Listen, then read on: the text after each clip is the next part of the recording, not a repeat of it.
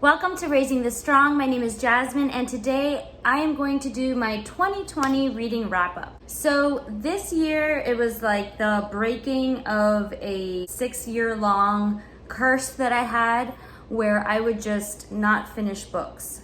And I even would tell people I'm a nomadic reader. I just go from book to book, not really catching on to anything and finishing it. And I kind of thought I'd remain that way. Then it was a couple things that kind of led to me breaking this. Okay, one, I think just motherhood is intense, and I just never really kept up with the habit of reading, and mainly because I was just tired or overwhelmed, or I'm not sure. I think it was a mix of things. Additionally, I realized recently that there was actually some medical reasons why I couldn't keep focused with reading, which I'll talk about once I go through my my books read.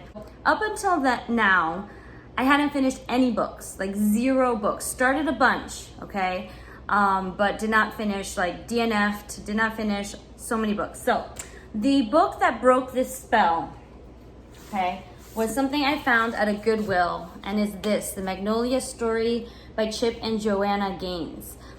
I started reading magazines. I was able to read those, and there's just shorter articles and tidbits and inspirational stories. And I don't know how I think my sister introduced them to me, and then I was into Martha Stewart magazines, and then I saw one of Joanna Gaines magazines at a thrift store, and I picked it up and I loved it. And I said, oh my goodness, I really like this woman. I like the way she writes. I like her goals and just how, I don't know, everything about her. And so I was at Goodwill, and I was looking for more magazines. I found their book and their story. I was like, oh, I'll pick it up. I didn't really think I was gonna read it because I hadn't finished anything. And I started it, and then I kept reading, and then I just finished it in maybe 2 sittings. And it made me cry. I think why I fell in love with this book is because as a business owner and having gone through some kind of really uncertain moments and risks as business owners, we started the business when we were newlyweds, and it was just a lot. And I had never wanted to be a business owner. That was the last thing I wanted. And there was just so many similarities, and just the way that she sees everything and he sees everything, and they're just, the most important thing is that they're together and they have their family, and how they get through all those tough times. It was really uplifting, and I just loved it. I've fallen in love with them. Chip Gaines just came out with a book, and at first when I saw it, I thought, oh, that kind of looks like gimmicky marketing, they're really famous, but then I read it was the title and the subtitle, and it sounded really interesting. I think it's about being a risk taker. And so I actually really want to read it because, talk about a risk taker, this man. and Joe has to kind of go along with it and figure it out, and that's pretty much the story of my life. So I really recommend this book. If it sounds like it's, something that interests you, I just love this couple. This is life goals right here. Okay, so this was the book that broke my spell. My curse. And let me see, what am I gonna do next? So 2020 happened, and it was a lot, as we all know. And in all of this, I really started thinking to myself, I need to take account of my health.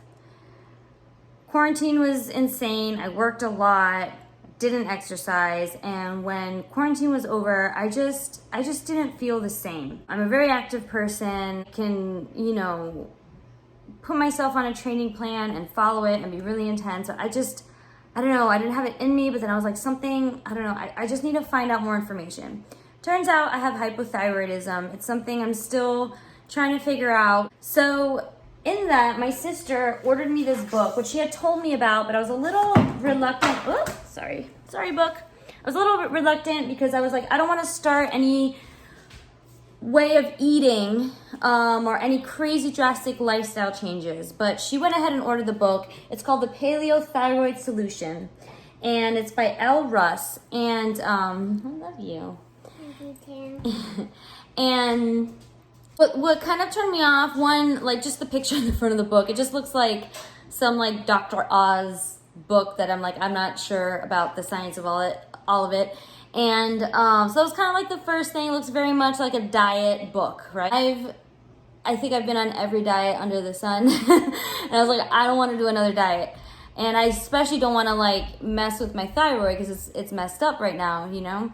But this book is so informative on understanding hypothyroidism, understanding the different hormones that go into making your thyroid function, the differences between them, different tests you could take to get information that you need, different vitamins that help support thyroid function and finding out those. I read this over November break and it really, really helped me. It gave me hope. I was feeling so unwell. Thinking back, had realized like I think this has been an issue that I've been experiencing for probably a couple years because I just kind of covered it up with caffeine and just pushing through.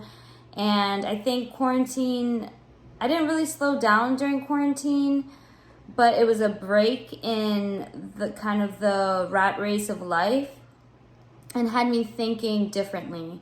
And so I've been following some things in the book. I have gone a little more paleo. I'm not 100% strict yet. I've cut out gluten and alcohol and eggs. Eggs, not because of this book, because of another test that I took. So it was like this is a great first step for me, and I'm definitely going to be going back to it. If you have thyroid issues, I highly recommend reading this book, even if you don't end up following eating paleo, which really the paleo, it only comes in, you know, this first like 1/3 of the book is all about understanding, and it is repetitive, but I really needed that. I needed this book to repeat over and over again the difference between T3, T4, reverse T3, reverse T4, because I'm not a science person in the sense that I have a hard time dealing with like the abstract, the things I can't see. And it really helped me really understand, because I think a lot of people have a hard time grasping what all is going on. So I thank you to Veronica, my sister, for buying this for me. Is like just such a gift to get for my health. So in this book, I also discovered that one of the symptoms of hypothyroidism is not being able to focus when you read. And this is a big reason why I stopped reading. I did not enjoy reading the same paragraph over like 4 times before moving on to the next paragraph that I would read again 4 times. So it's just, reading wasn't enjoyable for me because I couldn't retain information well, I couldn't focus well. And I think it had to do with hypothyroidism, probably some other nutritional deficiencies, motherhood too, and just all the things of life. So I'm on medication now and trying to figure out all those levels. And with that, although I can't do a lot of things, I'm not exercising, I'm not as active as I have been in the past, I can read, and it's been saving me and my sanity. So pick up this book if you want to learn more about your thyroid. I think if you're a woman in your 30s, you should start learning about your thyroid, because unfortunately for American women, it's really common to be diagnosed with hypothyroidism or some kind of thyroid dysfunction. So next up, let's see. I'm going to finish going through the adult books, and then I'll do the books that I read with my children for 2020. Well, we read a lot of books, but I'm going to do the chapter books. I read as an ebook, so I don't have the actual copy. I'll put a picture of it. It's White Fragility, and this was a really fantastic read. I'm going to do a longer review about it. Basically, the premise is that we have all been socialized in this white supremacist society to a point where we don't even notice it. And it challenges the idea of the duality of racism, like, oh, if you're racist, you're bad. If you're not racist, you're good. So what people try to do is prove that they're good, they're not racist. Oh no, I said that, but I'm not racist because, and all these excuses instead of looking at the heart of the problem.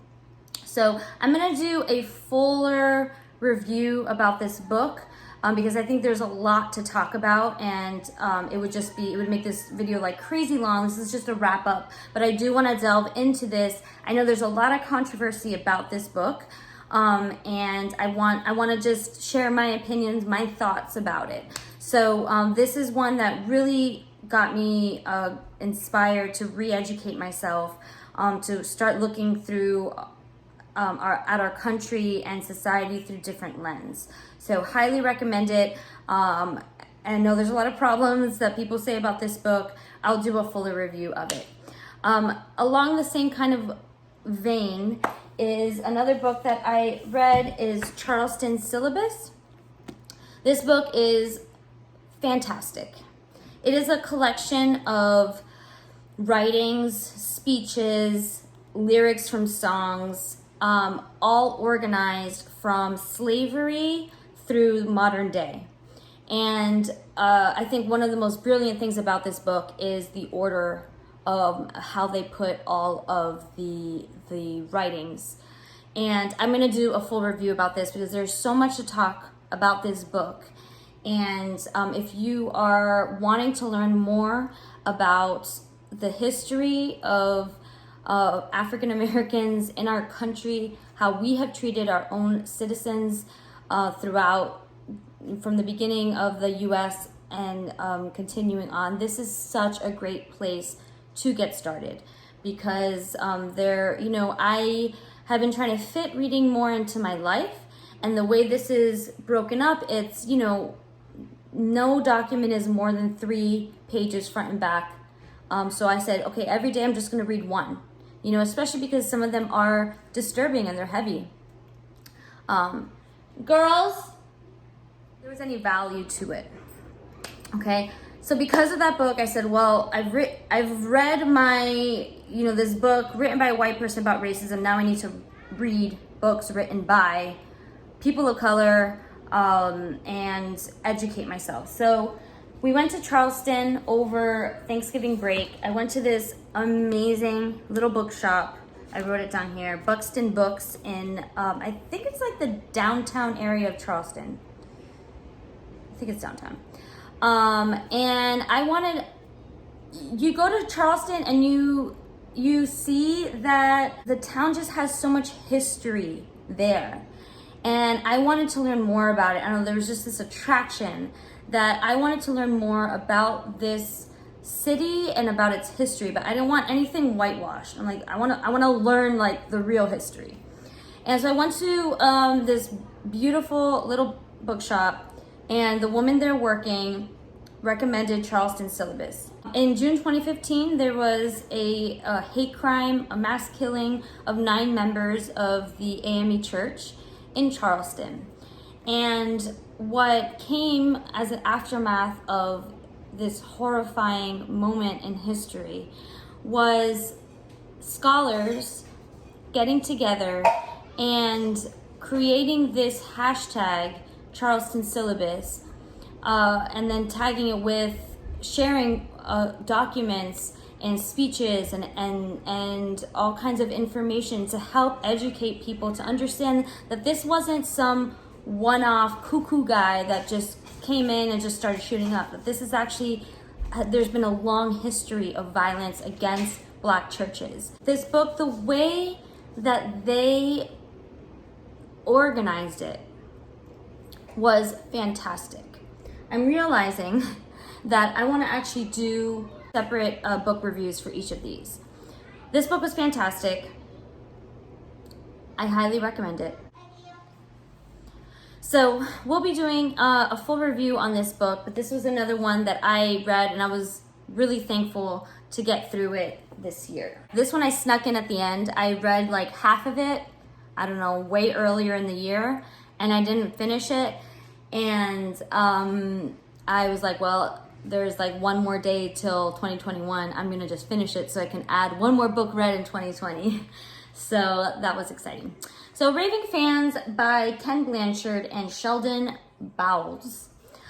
This was a recommendation from my husband, and it's one of the like top 5 business books that he recommends, or he recommended to me.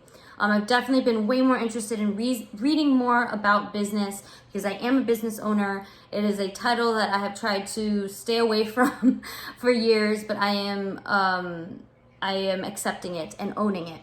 And I didn't go to business school, never imagined I'd have a business, so I have to educate myself. This is about customer service and what it means to have raving fans. Now, if you go on Goodreads and you read reviews about this book, it's really funny. People hate this book. And I think this is like a hate or love. And I think it's because it's written so badly.